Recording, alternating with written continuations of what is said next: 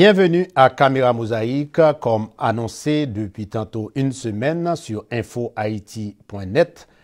Nous réalisons cette semaine une édition spéciale consacrée aux événements du 6 janvier 2021, l'assaut du Capitole par les partisans de Donald Trump, alors président des États-Unis. Nous avons pensé à des experts sur les États-Unis. Notre premier invité aujourd'hui n'est autre que le professeur Jason Opal du département d'Histoire et d'études classiques à l'Université McGill à Montréal, au Canada. Ses domaines d'expertise: constitutionnalisme américain, violence armée aux États-Unis, histoire de l'esclavage, politique américaine ancienne et moderne, histoire des Caraïbes, relations raciales aux États-Unis. Merci donc, professeur Opal, d'avoir répondu à l'invitation de MCTV Boston pour cette édition qui sera consacrée, comme annoncé, aux malheureux événements qui ont marqué, je dirais, la démocratie américaine le 6 janvier 2021. Pour commencer, professeur Opal, parlons un petit peu du collège électoral américain tel que défini par la Constitution de 1776. Première chose, la chose fondamentale pour moi et pour ce qui est du système électoral aux États-Unis, c'est que, à la différence des autres systèmes présidentiels, d'autres républiques, les États-Unis ont une sorte de collège électoral qui sélectionne le président des États-Unis. C'est-à-dire que ce n'est pas les peuples, les voteurs qui sélectionnent ou qui choisissent directement le président. Plutôt, il y a un vote à l'état étatique sur chacun des 50 États pour sélectionner certains électeurs, grands électeurs, qui se ressemblent en décembre après l'élection. Et traditionnellement, première semaine de janvier, à savoir comme 6 janvier, ces électeurs-là sont comptés. Et celui qui avait le plus grand nombre des grands électeurs, il faut 270, gagne. Ça, c'est la personne qui sera le président des États-Unis. Donc, à cause de ça, il y a certains... c'est pas du tout clair, c'est pas du tout direct. Et voilà pourquoi... C'est donc le suffrage, je dirais, universel et direct. Exactement. C'est universel le suffrage, c'est-à-dire que tout le monde avec 18 ans et de plus peut voter. Mais pour ce qui est du président des États-Unis, c'est les États qui sélectionnent les grands électeurs et le nombre se varie en fonction de la population de chaque État. Et c'est ce grand électeur-là qui choisit le président. Titre d'exemple, le plus grand État aux États-Unis, c'est la Californie, avec une population de presque 40 millions de personnes. Là, ils ont 55 grands électeurs. L'un des plus petits, South Dakota, Dakota du Sud, là, il y a 800 000 personnes. Ils ont 3 grands électeurs. Bon, le grand problème, professeur Opal, dans le système américain, et nous allons parler en détail, c'est que 33 États et puis le district de Columbia oblige, je dirais, le respect du vote populaire. Mais il y a 17 États, en principe, les grands électeurs, entre parenthèses, peuvent ne pas respecter le vote populaire. Ça, c'est un problème fondamental là, quand on parle de démocratie. Certainement. On peut dire que dans plusieurs États, surtout récemment, il y avait pas mal de tentatives chez les républicains d'enfreindre, d'empêcher le droit de vote, le droit des électeurs. Normalement, ces tentatives-là ciblent les populations noires ou les populations pauvres pour favoriser les banlieues plus riches ou simplement les districts ou les territoires ou les comtés plus blancs. Ça, c'est un problème fondamental. Il y a des racines très profondes aux États-Unis, mais récemment, cette tentative-là ou ce projet raciste s'accentuer et s'empire. Et en plus de ça, il faut toujours garder en tête l'électorat parce que, comme je dis tout à l'heure, il y a une grande différence entre la population de Californie et de South Dakota. Mais regardez de plus. Californie a 55 grands électeurs. South Carolina en a 3. Donc, ça veut dire que la Californie a 18 fois du poids électoral. Mais si on regarde la population, Californie a 44 fois plus grande population que South Dakota. Donc, sur le plan électoral, sur le plan politique, South Dakota pèse plus que la Californie. Et en général, les États plus petits comme South Dakota se penchent vraiment vers les conservateurs, les républicains. Donc, l'effet, c'est que les électeurs qui se penchent démocrates en Californie, en New York, en Nouvelle-Angleterre, ont moins d'influence, moins de poids électoral, surtout pour ce qui est de la présidente. Professeur Jason Opal, entrons dans le vif du sujet. Le 6 janvier 2021, alors que se déroulait le processus de certification des élections du 3 novembre 2020 au niveau du Capitole, des partisans de Donald Trump ont envahi ce symbole de la démocratie américaine en saccageant tout sur leur passage. Bilan 5 morts. Dans toute l'histoire des États-Unis, quels que soient les défauts de la démocratie, quels que soient les facteurs racistes et anti-pauvres aux États-Unis, chaque président avant Donald Trump, il y a 44 ont respecté le résultat d'une élection, même s'il y a une élection controversée. Donald Trump est le premier président de refuser de reconnaître sa défaite. En plus, donc ça, c'est un facteur essentiel. En plus de ça, depuis quelques ans, on voit un processus vraiment inquiétant, vraiment dangereux, lors duquel les groupes de l'extrême droite qui rejettent explicitement la politique en faveur de la violence, qui se servent de la violence, qui se vantent d'être violentes. Je parle de Three Percenters, Oath Keepers, Proud Boys, Boogaloo Boys. Ça, c'est des groupes violents. Se sont mélangés avec certains partis, certains éléments du Parti républicain. Ça, voilà les racines des événements du 6 janvier. Donald Trump a refusé de reconnaître le résultat de cette élection.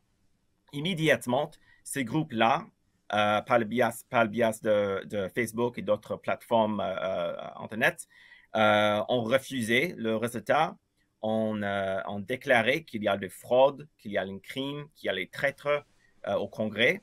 Et donc, pour 2 mois avant 6 janvier, on a eu les comptages très récents, au moyen 10 000 messages à cet effet, c'est-à-dire que le résultat de l'élection n'était pas juste, ont été diffusés chaque jour pour mobiliser les gens, pour mobiliser les groupes violents, pour mobiliser les groupes pro-Trump, pour se présenter à la capitale, ou à Washington, D.C., le 6 janvier. Voilà pourquoi il y avait une grande foule, voilà pourquoi il y a des émeutes, voilà pourquoi le Capitole des États-Unis a été envahi et saccagé par ces groupes. Professeur Opal, vous avez mentionné à juste titre la présence de groupes armés parmi les milliers de manifestants violents qui ont envahi le Capitole. Mais ces groupes armés existaient aux États-Unis bien avant 2016. Est-ce que l'ancien président américain n'a pas tout simplement exploité la ferveur de ces militants parfois racistes en épousant ou faisant semblant d'épouser leur idéologie, professeur Jason Opal? Mais récemment, ce qu'on voit, c'est que certains groupes hors de l'armée, hors des forces professionnelles, se mobilisent et se mélangent avec le Parti républicain. Est-ce que Trump a causé ça, a provoqué ça ou a exploité ça? Je dirais que Donald Trump a joué un rôle fondamental pour provoquer ça et non simplement pour refléter ça. Là, je peux dire qu'il y a 10 ans, en 2011, Donald Trump est entré dans la scène politique à l'échelle nationale parce qu'il niait le fait que Barack Obama est né aux États-Unis. Il était le leader d'un mouvement qui s'appelle The Birthers. C'est de là où il est devenu une force électorale. Donc, à partir de ce moment-là, en 2011, il a créé les liens entre les groupes violents, les groupes anti-politiques et le Parti républicain. Et donc, c'est ça je crois que c'est à cause de ça qu'on voit maintenant l'ordre constitutionnel en crise. Si je peux me permettre une sorte de note de l'espoir, de l'optimisme, les États-Unis restent une économie, restent une société extrêmement créative, extrêmement prospère. On peut simplement voir pour ce qui est de la pandémie, les vaccins de Pfizer et de Moderna, la majorité des scientifiques sont américains. Il y a d'énormes savoir-faire, des créativités. Donc, les États-Unis vont rester absolument puissantes, absolument un grand pouvoir à l'échelle mondiale. Mais maintenant, on a perdu, en certain sens, les Américains ont perdu une influence à propos de la démocratie parce qu'on ne peut plus se nommer comme les citoyens de la République le plus stable et le plus, disons, crédible du monde. En parlant de crise constitutionnelle, venons-en maintenant au recours en justice entamé par Donald Trump dès le 7 novembre pour contester au niveau de plusieurs États les résultats des élections du 3 novembre. Oui, ce qu'il a fait immédiatement après le 3 novembre, même pendant le 3 novembre et 4 novembre, pendant qu'on comptait toujours les votes, Donald Trump a envoyé son avocat personnel, Rudy Giuliani, et certains d'autres avocats autour de lui pour cibler les États cruciaux, Pennsylvanie, Georgie, Wisconsin, les États cruciaux qui détermineraient l'élection. Et donc, simplement, ils se sont présentés devant les juges, devant les cours étatiques au niveau d'État pour dire que l'élection était fraudulente et frauduleuse. Les juges, les magistrats leur ont demandé, alors, montre-moi les preuves, montre-moi les évidences.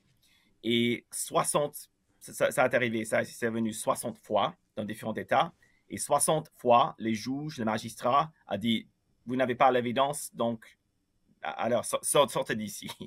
Et donc, ça, c'est son stratégie pour semer l'incertitude dans les cours. Les cours ont rejeté cette tentative-là. Donc, c'est pour ça qu'on peut dire que Donald Trump a procédé à entamer une deuxième vague, un deuxième effort. Ça veut dire les actions plus directes. Parler au monde de congrès pour dire refuser le comptage. Diffuser les informations sur Facebook pour mobiliser ses partisans le 6 janvier.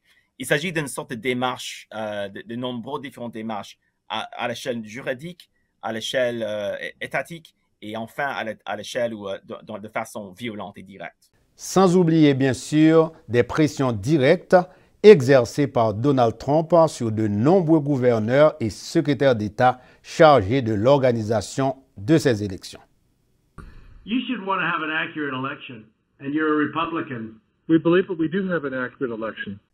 Exactement, notamment en Georgie. Le 3 janvier, donc il y a un an exactement, Donald Trump a parlé sur téléphone avec le gouverneur et certains responsables de la Georgie pour dire que, OK, je veux que vous changez le résultat. Simplement, il faut changer le comptage de votre État. Les responsables de la Georgie ont refusé. En faisant cela, Donald Trump aurait commis un crime dans l'État de Georgie parce que c'est un crime. C'est un frein de la loi pour influencer ou essayer d'influencer le comptage d'une élection. Il a fait ça lors de cette tentative-là. Rudy Giuliani mettait pression sur nombreux des responsables en Pennsylvanie ainsi qu'en Wisconsin et Michigan. Il s'agissait d'une sorte de projet divers, un projet bien planifié qui a échoué cette fois. Mais c'était vraiment, il a failli s'emparer de l'élection, simplement avec des différentes tentatives pour renverser, pour changer le résultat de l'élection. Un président en exercice qui exerce des pressions en dehors de la loi pour modifier les résultats des élections, on peut donc parler de tentative de coup d'État, professeur Jason Opal. C'était absolument une tentative de coup d'État. C'était une première tentative. Il y avait certaines faiblesses ici et là, mais il a bel et bien essayé. Il y a de nouveaux reportages de New York Times qui indiquent que, de Washington Post, excusez-moi, qui indique que son dernier recours, le 6 janvier, c'était de provoquer les violences ou les confrontations, les affrontements entre ses partisans et les groupes de l'extrême gauche, notamment Antifa. Mais les Antifa ne se sont pas présentés. Ils ont décidé de rester à l'extérieur de Washington, D.C. ce jour-là. Et donc, Donald Trump n'aurait pas pu déclencher un état de l'urgence, ce qui était probablement son dernier plan. Mais oui, c'était bel et bien une tentative de coup d'État qui a échoué cette fois. Est-ce que ça va réussir la prochaine fois? Je ne sais pas. Heureusement pour les États-Unis et peut-être pour le monde, Donald Trump avait échoué dans sa tentative de rester au pouvoir en dépit de sa défaite. Une tentative qui avait reçu le support de nombreux leaders du Parti républicain dont il contrôle depuis 2016 toutes les instances. Professeur Jason Opal, comment donc expliquer cette mainmise de Donald Trump sur le Parti républicain depuis 2016? Pourquoi a-t-il autant d'influence? C'est une excellente question. Il y avait pas mal des présidents ou des leaders républicains bien vénérés par la majorité des républicains. Ronald Reagan me vient à l'esprit. Mais c'est différent avec Donald Trump. Il s'agit de quelque chose vraiment comme un culte, c'est-à-dire que c'est lui le leader et peu importe le reste de l'organisation du parti. Comment expliquer ça? Pour moi, il y a deux facteurs. Premièrement, Donald Trump parle directement. Il s'exprime directement envers les gens qui se sont menacés par une culture plus multiraciale. Il parle directement de le sens de colère, de sens de perte de contrôle et de pouvoir des Blancs. Oui, c'est ça. Mais je ne crois pas que n'importe quel autre républicain, quel que soit le gouverneur de Floride ou le gouverneur de Texas, pourrait remplacer Donald Trump comme le leader du Parti républicain. Et la réponse claire, c'est que la vaste majorité de voteurs républicains aux États-Unis, 60%, 70%, peut-être plus que ça, adorent Donald Trump et l'estiment comme le leader, comme le meilleur leader du monde et le vrai leader de la nation américaine. Et pour moi, ça s'explique parce qu'il parle, non pas comme un politicien, il parle directement des sentiments racistes, des sentiments vulgaires qui existent vraiment au sein de grands nombres de personnes aux États-Unis. Mais en plus de ça, il y a un autre facteur crucial. Et ça, c'est que les voteurs plus traditionnellement dits républicains, qui sont plus prospères, plus éduqués, qui habitent traditionnellement dans les banlieues prospères autour des grandes villes, eux aussi soutiennent Donald Trump. Ils acceptent Donald Trump. Ils les trouvent parfois un peu vulgaires, un peu dépassés ici et là. Mais bel et bien, finalement, ils votent pour Donald Trump. Donc, on peut dire que Donald Trump a une alliance sans précédent entre les gens qui rejettent la politique, les gens qui parlent directement de leur rêve de nation uniquement pour les Blancs, ainsi que les gens plus conservateurs traditionnellement dits. Il a une alliance extrêmement forte et c'est pour ça que n'importe quel autre républicain, pour l'instant au moins, peut remplacer Trump en tant que le leader du Parti républicain. Comme vous le savez, professeur Opal, depuis quelques mois, une commission de la Chambre des représentants enquête sur l'invasion du Capitole par les partisans de Donald Trump le 6 janvier 2021. Pensez-vous que les travaux de cette commission pourront aboutir à une implication directe de Donald Trump dans ces événements?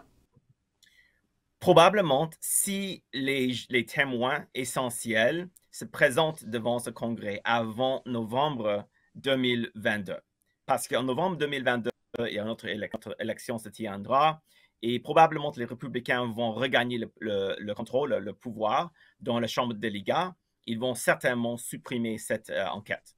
Donc, après ça, il n'y aura plus de possibilité de faire quoi que ce soit contre Donald Trump de façon juridique ou à l'échelle du Congrès. Mais avant ça, cet printemps ou en été, si cette comité, cette enquête au Congrès peuvent rassembler des témoins essentiels.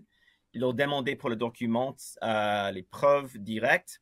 Oui, ils peuvent absolument rendre public les évidences que Donald Trump et ses partisans, son avocat et d'autres sont impliqués directement dans une tentative de coup d'État. Et là, ça peut peut-être empêcher l'arrivée de Trump au pouvoir. Il n'est plus le président, donc il n'a plus la possibilité de se protéger contre les enquêtes. En plus de ça, il aurait commis certains crimes aux certains États, notamment dans Georgie, comme j'ai mentionné, mais aussi en New York. Dans l'État de New York, il y a une enquête en ce moment même à propos de ses finances, à propos des possibilités de la fraude des revenus et des impôts. Là, il est absolument vulnérable là-dessus, comme n'importe quel autre citoyen. Donc, je crois que pour l'instant, l'essentiel pour la démocratie américaine, c'est que les procès juridiques à l'État étatique en Georgie et en New York, ainsi que le procès ou le processus au Congrès se déroulent normalement et rapidement avant les élections de novembre. Pour terminer notre entretien aujourd'hui, professeur Jason Opal, est-ce que le 6 janvier 2021 va ternir à jamais l'image de l'Amérique qui incarnait jusqu'à présent les valeurs démocratiques? Malheureusement, oui. Ça va être absolument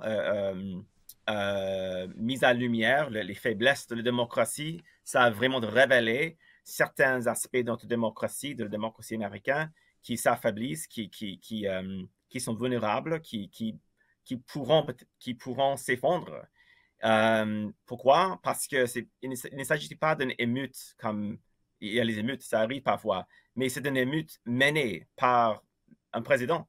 C'est des violences menées, provoquées par un président. C'est sans précédent à l'échelle nationale du moins. Et malheureusement, oui, on se trouve dans une nouvelle ère aux États-Unis, là où on ne pouvait plus se nommer la démocratie la plus stable du monde. Nous sommes un pays assez vulnérable, instable que n'importe quel autre pays. Gardez l'écoute, mesdames, messieurs, après l'intervention du professeur Jason Opal de l'Université McGill à Montréal au Canada.